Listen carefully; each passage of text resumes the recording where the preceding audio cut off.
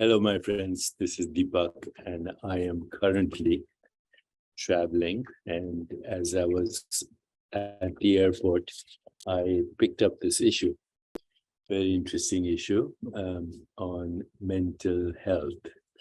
It says understanding mental health. And actually, I found it quite useful. And I summarized 10 items to share with you, but in my own language. So the first thing, item number one on mental health or mental well-being, according to this magazine and its editors, is what is called optimism. Let me say that I do not believe in positive thinking. I think if it's forced, it's actually stressful. So I would replace item number one, optimism, with enthusiasm for existence. And enthusiasm for existence is a spiritual experience on theos, to be one with the divine. The second item that is addressed in this magazine is meaning and purpose, that those who have meaning and purpose actually are mentally much more healthy.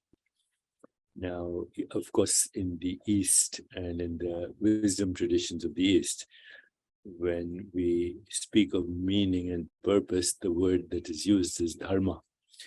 Dharma is of two kinds: spiritual dharma, which is to serve and love the divine and be one with the divine, which is the source of all experience, which is pure consciousness.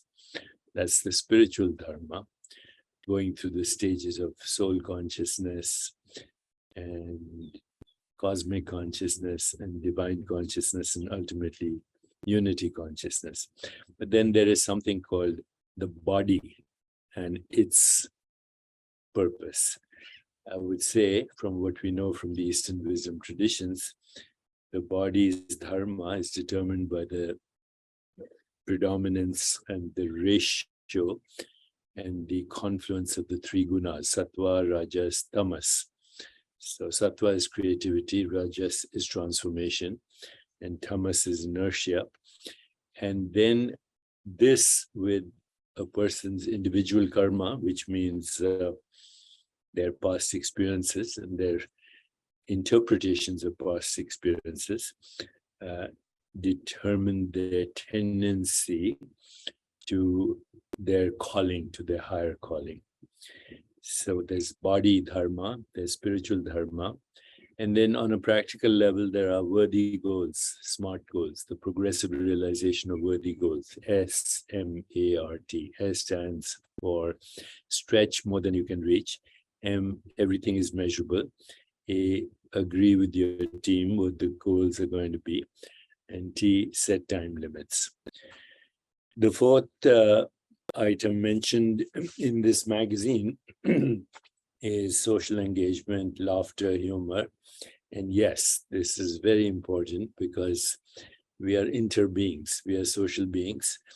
And when we disengage with the world, that's an expression of the separate conditioned mind, which predisposes us to things like fear, anger, hostility, guilt, shame, mistrust, and ultimately the depletion of energy that we call depression. So social engagement, laughter, humor are very important just for our well-being. What is laughter? It is being comfortable with paradox, ambiguity, contradiction, which is all of us. We all have had that. And that's what a joke is. If I have to explain a joke to you, it's no longer a joke. So yes, watch comedies. I watch sometimes still, what do you call it, candid camera programs, even old Charlie Chaplin movies. Try it and you'll feel better. The fifth item here, which is mentioned, which I don't see many places, is breath. Now, you do know that nasal breathing is absolutely important for our well-being. when you breathe through the nose, you increase oxygenation by almost 20%. Nitrous oxide is added to your bloodstream as the air goes through your nasal passages. The air is also moisturized, and brainwave activity is different when you breathe through the nose. Also, do realize that even though your brain is only 2% of your body mass, it consumes 20% of oxygen. Breathing through the nose, breathing slowly, breathing deeply, actually increases not only blood flow, increases nitrous oxide, adds antibodies, humidifies the breath, and does much more. So please pay attention at all times to slow nasal breathing. We breathe from birth to death, and actually in Eastern wisdom traditions, life is counted by the number of breaths you breathe in. Okay, number 6 item in this magazine is morning sunlight. I like that idea. I had woke up at 5 this morning and took a little walk by the beach here in Florida. And the morning sunlight resets your circadian rhythms. Number 7, nutrition. This magazine has a lot to say about nutrition and nutrition foods and lovely photos. But what I've been saying all along is healthy nutrition is maximum diversity of plant-based foods and getting phytochemicals into your system. Phytochemicals are chemicals derived directly from the energy of the sun.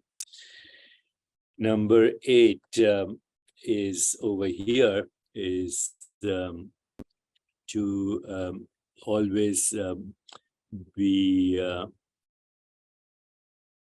aware that reading just for pleasure actually calms the mind and improves your health in many ways. These days we are so attached to digital media that we forget that reading for pleasure is actually a lot of fun and very pleasurable and therefore antidepressant. Item number 9 here is the awakened brain, and there's a lovely interview with my friend Lisa Miller on the awakened brain, something that we've been talking about for a long time, that unless we awaken to the source of all experience, at some point there's existential depression and that which is called the dark night of the soul. So that comes from being concerned about individual identity, which is provisional and always transforming. When we go to the source of all experience, we find who we really are. Formless beings, pure consciousness, infinite creativity, infinite inspiration, insight, intuition, higher consciousness, and transcendence, which is essentially the awakened brain. And so I'd like to end with item number 10, which I created just for you today to share with you, which is love in action. Karma Yoga, our collective desire for love in action to alleviate the suffering in the world and create a pandemic of joy through attention, affection, appreciation, and acceptance is the way. Love in action is the way, and that is called Karma Yoga. So this is my interpretation of some of the current understandings on mental well-being, and I've actually covered everything that is here and a little more, so we could share this information together.